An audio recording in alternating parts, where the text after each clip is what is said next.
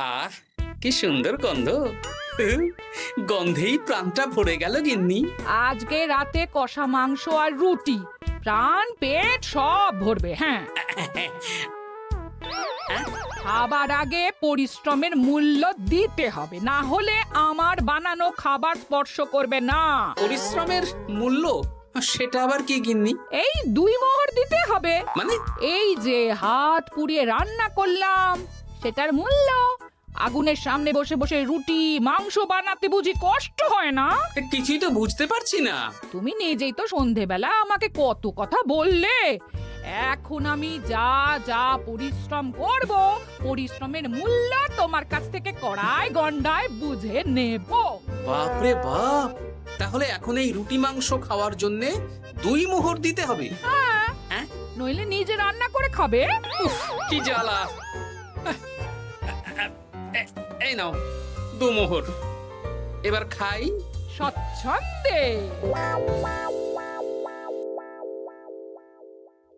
এই না না না না, মশারির ভেতর ঢোকা যাবে না। আগে 1 মোহর দাও। আমি মশারি টাঙিয়েছি, বিছানা গুছিয়েছি, পরিশ্রমের মূল্য দাও। কি মুশকিল রে বাবা। মুশকিল কোথায়? যা ন্যায্য তাই চেয়েছি। বাড়তি কথা না বলে 1 মোহর দাও, না হলে খাটের নিচে শুয়ে পড়ো। উফ, এই নাও ধরো। খুশি? খুব খুশি, খুব।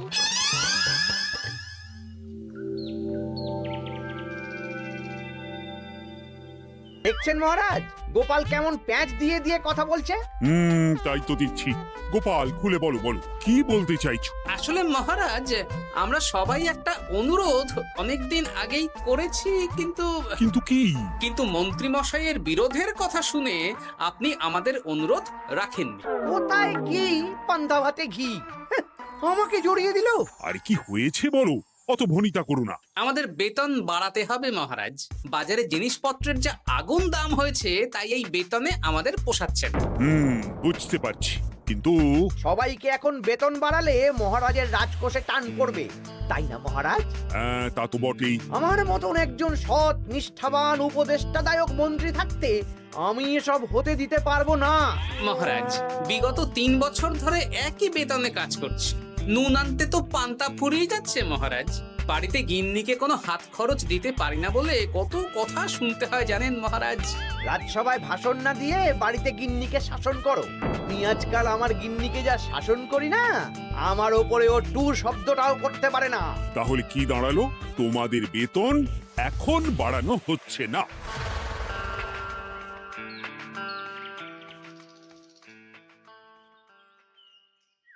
আবার ঘুরে ফিরে আমরা সেই এক জায়গায় পৌঁছে গেলাম। মন্ত্রী মশাই মহারাজকে বললেন, আর মহারাজ আমাদের প্রস্তাব নাকচ করে দিলেন। এভাবে হবে না, অন্য রাস্তা ভাবতে হবে, অন্যভাবে চিন্তা করতে হবে। ঠিক বলেছ গোপাল, মন্ত্রী মশাইকে এমন ভাবে নাকে দড়ি দিয়ে ঘোরাতে হবে যাতে উনি নিজেই বেতন বাড়ানোর প্রস্তাবটা মহারাজের সামনে পেশ করেন। হ্যাঁ, সুযোগ তো আসবেই। দেখি কি করা যায়।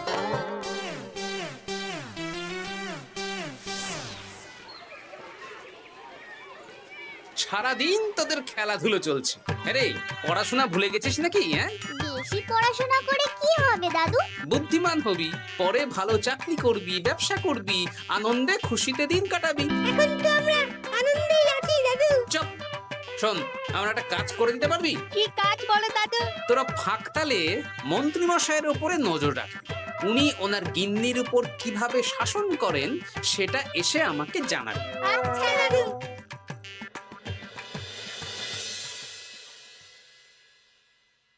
এই শোনো না, কান খোলা আছে? চট করে বলে ফেলো, ঝট করে শুনে ফেলি। একটা তোমার কাছে আবদার করছি। আবদার? রাগ করে না জানো? হ্যাঁ, তা কি আবদার শুনি? আমাকে 5টা মোহর দেবে গো। 5 মোহর? সামান্য 5 মোহরই তো, দাও না গো। একটা জিনিস না আমার পছন্দ হয়েছে, কিনবো। আমার কাছে এখন 5 মোহর নেই, ট্যাগ খালি। একদম বাজে কথা বলবে না তো।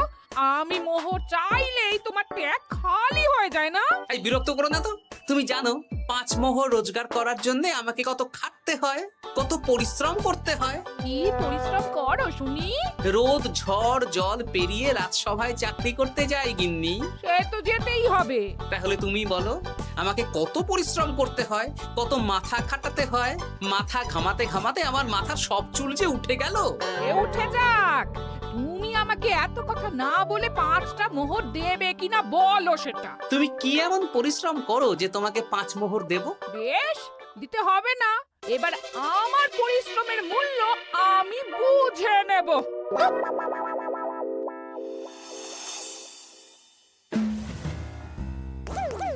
এই শোনো না আজকে বেলার দিকে বাজারে গেছিলাম। আমার না একটু জামদানি শাড়ি খুব খুব পছন্দ হয়েছে। আমাকে ওটা কিনে দাও না গো। মাসের শেষে আমার আমদানি তো আর বাড়েনি যে তোমাকে জামদানি কিনে দেব। যেগুলো আছে সেগুলো পড়ো। এরকম করে বলছো কেন? আর কি রকম করে বলবো, সব সময় তোমার বায়না আমার সয় না। ফের যদি বায়না করতে দেখেছি তো তোমাকে বাপের বাড়ি দিয়ে আসবো। এই, তুমি আমাকে কি কথা বললে? তুমি আমার সাথে এরকম ব্যবহার করছো? হ্যাঁ করছি, করতে বাধ্য হচ্ছি। অর্থ তো আর গাছে ফলে না, অনেক কষ্ট করে রোজগার করতে হয়।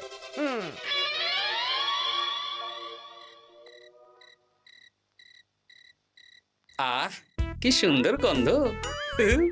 গন্ধেই প্রাণটা ভরে গেল গিন্নি। আজকে রাতে কষা মাংস আর রুটি, প্রাণ পেট সব ভরবে। হ্যাঁ, খাবার আগে পরিশ্রমের মূল্য দিতে হবে, না হলে আমার বানানো খাবার স্পর্শ করবে না। পরিশ্রমের মূল্য সেটা আবার কি গিন্নি? এই 2 মোহর দিতে হবে। মানে এই যে হাত পুড়িয়ে রান্না করলাম সেটার মূল্য। আগুনের সামনে বসে বসে রুটি মাংস বানাতে বুঝি কষ্ট হয় না? কিছুই তো বুঝতে পারছি না। তুমি নিজেই তো সন্ধেবেলা আমাকে কত কথা বললে। এখন আমি যা যা পরিশ্রম করব, পরিশ্রমের মূল্য তোমার কাছ থেকে কড়াই গন্ডায় বুঝে নেব। বাপরে বাপ, তাহলে এখন এই রুটি মাংস খাওয়ার জন্য 2 মোহর দিতে হবে? হ্যাঁ? নইলে নিজে রান্না করে খাবে। উফ, কি জ্বালা। এই নাও 2 মোহর, এবার খাই। স্বচ্ছন্দে। এই না না না না, মশারির ভেতর ঢোকা যাবে না। আগে 1 মোহর দাও। আমি মশারি টাঙিয়েছি, বিছানা গুছিয়েছি, পরিশ্রমের মূল্য দাও। কি মুশকিল রে বাবা। মুশকিল কোথায়? যা ন্যায্য তাই চেয়েছি। বাড়তি কথা না বলে 1 মোহর দাও, না হলে খাটের নিচে শুয়ে পড়ো। উফ, এই নাও ধরো। খুশি? খুব খুশি, খুব।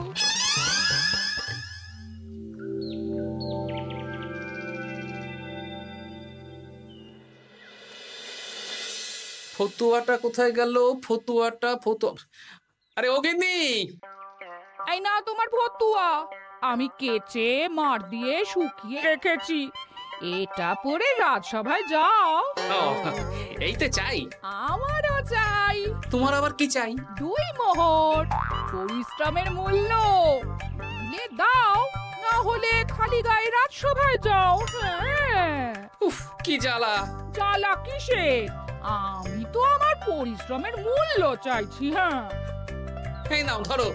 এরকম খুচখাচ নাচে একবারে বলো তো কত মোহর লাগবে? তুমি তো আমার কাছের লোক, তাই প্রত্যেকদিন 3 মোহর করে দিও। হ্যাঁ প্রত্যেক দিন? হ্যাঁ, প্রত্যেকদিন। আমার হাত খরচ গো। উফ, কি জ্বালা। ওই দেখ, দাদু কিরকম শুকনো আমসত্ত্বের মতো মুখ করে আসছে। কি হলো দাদু? দিদার সাথে ঝগড়া হয়েছে নাকি? না না, ঝগড়া না, অনেক জ্বালা। তোদের আর কি বলবো। যাই হোক, ওই মন্ত্রী মশাইয়ের খোঁজ নিয়েছিলি? হ্যাঁ দাদু, গতকাল সন্ধ্যাবেলা মন্ত্রী মশাই শাসন দেখে এলাম, ভাষণ শুনে এলাম। কিরকম? গতকাল সন্ধ্যাবেলা আমার না একটু জামদানি শাড়ি খুব খুব পছন্দ হয়েছে। মাসের শেষে আমার আমদানি তো আর বাড়েনি যে তোমাকে জামদানি কিনে দেব। সব সময় তোমার বায়না আমার সয় না। ফের যদি বায়না করতে দেখেছি তো তোমাকে বাপের বাড়ি দিয়ে আসবো। আচ্ছা, এই ব্যাপার। এই তো এবার আমার জ্বালা মিটবে, চিন্তা কমবে। কিসের জ্বালা, কিসের চিন্তা দাদু? সেসব জেনে কাজ নেই তোদের। তোদের ভোলার দোকানের মিষ্টি খাইয়ে দেবো। হ্যাঁ, এখন রাজসভায় যাব, তারপর দুপুর বেলা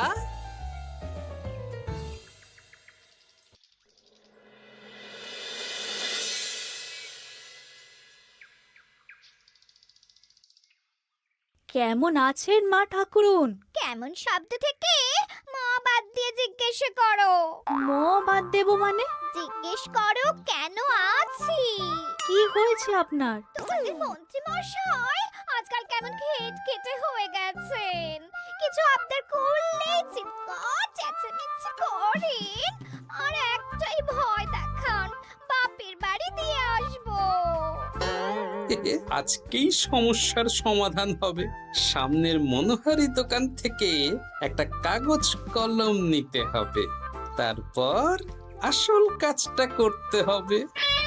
তোমার সাথে কথা বলতে গিয়ে কত দেরি হয়ে গেল। ধুর ধুর ধুর, এখনো রান্না হয়নি। এই কে রে? আমি বৃক্ষ বাবা, কাগজটা খুলে পড়ো। বাবা, আমি জানি তোর খুব কষ্ট। তোর স্বামী তোকে দিন রাত উঠতে বসতে শাসন করে আর হুমকি দেয় তোকে বাপের বাড়ি দিয়ে আসবে। এই কষ্টের থেকে মুক্তির একটাই উপায়। আজ থেকে তুই শুধু নিজের জন্য রান্না করবি, বাড়ির কোনো কাজ করবি না। আর তোর কর্তাকে বলবি বাড়ির কাজ করাতে হলে প্রত্যেক দিন 10 মোহর করে হাত খরচ দিতে হবে। পরিশ্রমের মূল্য 10 মোহর। এর মধ্যে 7 মোহর তুই নিজের কাছে রাখবি, আর এই সৎ উপদেশ দেওয়ার জন্য 3 মোহর রোজ সন্ধ্যাবেলা এই বট গাছের নিচে আমার প্রণামী হিসেবে রেখে যাবি। দিদি, তোর শুভাকাঙ্ক্ষী বৃক্ষ বাবা। বাহ, বেশ ভালো বুদ্ধি তো। তা আপনি একবার দেখা দিন না বৃক্ষ বাবা। বাবা, বটগাছে কোরা, কি অলৌকিক কাণ্ড। জয় বাবা, জয় বাবা।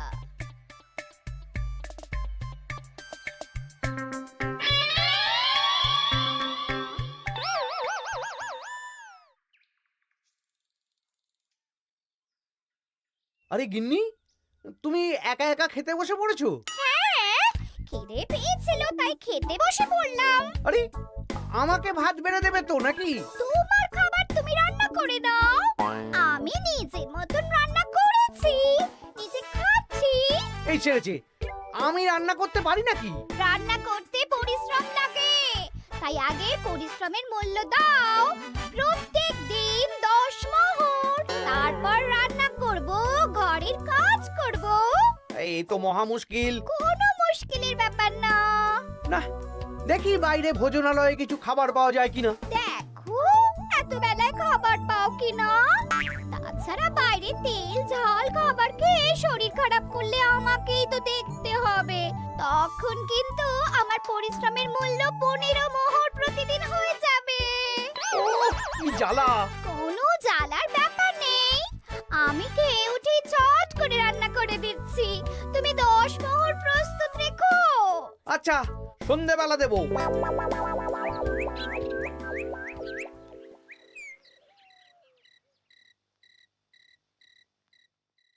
এই নাও সন্ধেবেলার তেলে ভাজা মুড়ি।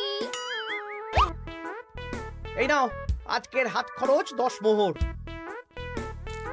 বলছি, প্রত্যেকদিন 10 মোহরটা একটু বেশি হয়ে যাচ্ছে না? তবে যাও, বাইরের খাবার খাও, আমি নিজের মতন নিজের কাজ করব। খাবো, দাবো, ঘুমাবো, সংসারের কোনো কাজ করব না। কি জ্বালা!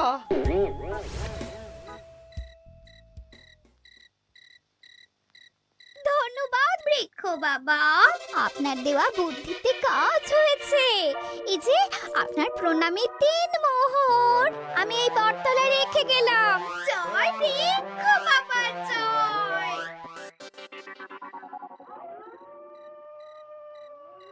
কি মা ঠাকুরুন, ভালো আছেন তো? হ্যাঁ হ্যাঁ গোপাল দাদা, ভালো আছি। তুমি কেমন আছো? আমিও ভালো আছি।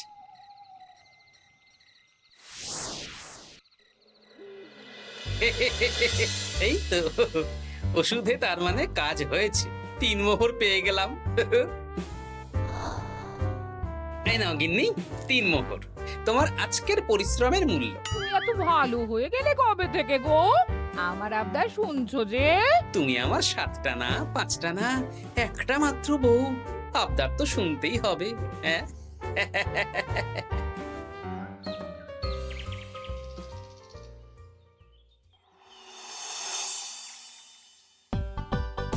এই নাও, তোমার জন্য ফুলকো ফুলকো লুচি আর আলুর তরকারি বানিয়েছি। রাজসভা থেকে ফেরার সময় বাজার থেকে পাকা কাতলা নিয়ে এসো। বাহ, রাজসভা থেকে ফিরে এসে মাছের ঝোল আর ভাত খাবো।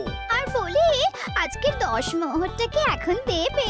ওরে বাবা, আজকেও দিতে হবে? সে তো দিতেই হবে। আমি তো কালকেই বললাম প্রত্যেক দিন 10 মোহর করে দিতে হবে। হ্যাঁ, দিচ্ছি দিচ্ছি।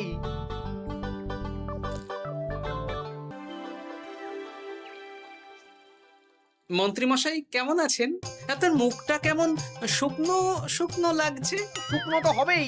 প্রত্যেক দিন গিন্নিকে হাত খরচ বাবদ 10 মোহর করে দিচ্ছি। 500 মোহর বেতন পাই। এইভাবে চলতে থাকলে 300 মোহর তো গিন্নিকেই দিতে হবে। সে তো দিতেই হবে, মা ঠাকুরুন এত পরিশ্রম করেন। আমিও আমার গিন্নিকে রোজ 3 মোহর করে হাত খরচ দিই, কিন্তু আমার মনটা বেশ ফুরফুরেই আছে। বাবা, আমার কষ্ট দেখে তোমার আনন্দ হচ্ছে নাকি? না না, কি যে বলেন। একটু দেরি হয়ে গেল। যাই হোক, আলোচনা শুরু করা যাক। এর একটা বিহিত করতেই হবে।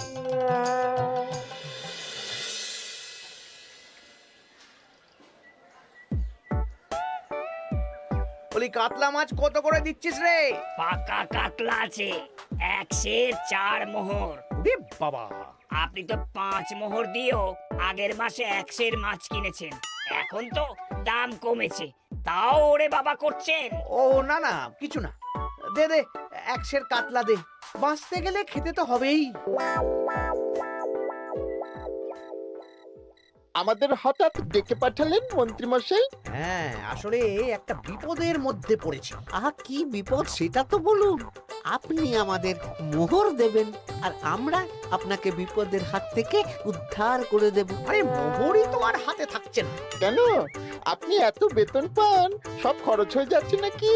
ধুর, এতদিন আমি গিন্নির ওপর শাসন চালাতাম, আর এখন প্রত্যেক দিন 10 মোহর করে না দিলে রান্না করবে না, বাড়ির কাজ করবে না।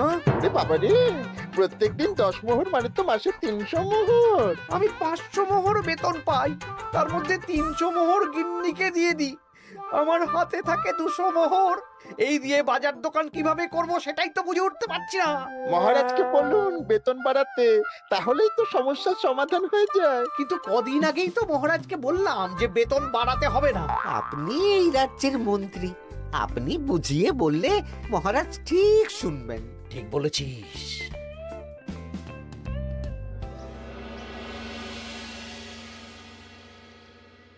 বুঝলে সবাই, আজ আমি মহারাজের কাছে আমাদের সবার বেতন বাড়ানোর প্রসঙ্গ তুলবো। কেন? এই তো আপনি কদিন আগে বললেন বেতন বাড়ানো যাবে না। আরে বাবা, বেতন না বাড়ালে এরপর আমাকে পথে বসতে হবে, বুঝতে পারছো না? বেশ, এতদিনে আপনার সুমতি হলো তাহলে। আর মহারাজ যদি রাজি না হন? তাহলে আমরা সবাই একসাথে আন্দোলন করব, মন্ত্রী মশাই আমাদের পাশে থাকলেই হবে। হ্যাঁ, থাকবো থাকবো। মহারাজ, আমার একটা আর্জি ছিল। কি আর্জি বলো মন্ত্রী? আমি অনেক ভেবে দেখলাম, কয়েকদিন আগে সভাসদেরা ঠিক কথাই বলেছিল। কি ঠিক কথা? মানে বাজারে জিনিসপত্রের দাম বেড়ে দ্বিগুণ হয়েছে, কিন্তু আমাদের বেতন একই রয়েছে। হ্যাঁ, মানছি, কিন্তু হঠাৎ করে আমি বেতন বাড়াতে পারবো না। তুমি নিজেই বলেছো রাজকোষে টান পড়বে, এখন তুমি নিজেই আবার অন্য কথা বলছো। বলতে বাধ্য হচ্ছি মহারাজ, সংসারের খরচ সামলাতে গিয়ে মাথা খারাপ হয়ে যাচ্ছে। আমাদের বেতন বাড়াতে হবে। বাড়াতে হবে, বাড়াতে হবে। হ্যাঁ মহারাজ, এভাবে চলতে পারে না। রাজ্যের রোজগার বাড়ছে কিন্তু আমাদের বাড়বে না, তাহলে এই রাজসভায় চাকরি করে কি লাভ মহারাজ? মহারাজ, গোপাল মন্ত্রী মশাই ঠিকই বলেছে। মহারাজ, বেতন বাড়িয়ে দিন, নইলে আর পারা যাচ্ছে না। বেশ বেশ, তোমরা এত করে বলছো যখন, তোমাদের সবার বেতন বাড়ানো হবে। আগামী মাসে যা বেতন পাবে তোমরা, তা বর্ধিত হারেই পাবে। কি সবাই খুশি তো? খুব খুশি। ধন্যবাদ মন্ত্রী মশাই। ঠিক আছে ঠিক আছে। আরে ধন্যবাদ আমাকে দাও বিজ্ঞানী, আমার জন্যই তো বেতন বাড়লো। মনো যা, আরে আমি তো মহারাজকে বললাম বেতন বাড়ানোর কথা। আপনি তো নিজের মন থেকে এমনি এমনি বলেননি, মানে আমি আপনাকে বলিয়েছি মন্ত্রী মশাই। এই, তুমি আবার কখন বলালে? এই যে রোজ আপনার 10 মোহর করে খরচ হয় গিন্নিমার হাত খরচ বাবদ, সেটা তো আমার বুদ্ধিতেই। আরে কি বলছোটা কি? ঠিকই বলছি। কিছুদিন আগে একটা বট গাছের নিচ দিয়ে আপনার গিন্নি যাচ্ছিলেন।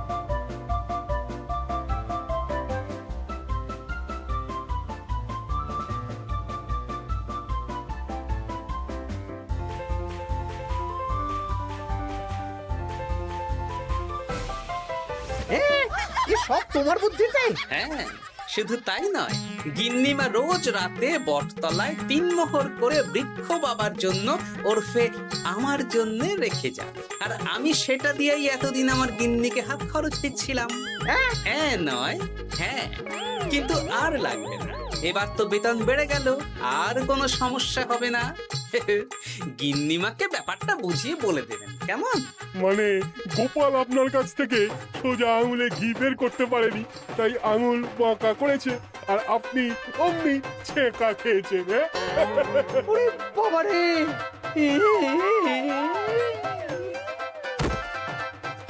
এই তোলো তোলো, মন্ত্রী মশাইকে তোলো, যা ছ্যাঁকা খেয়েছেন, এখন কদিন আর ওনার জ্ঞান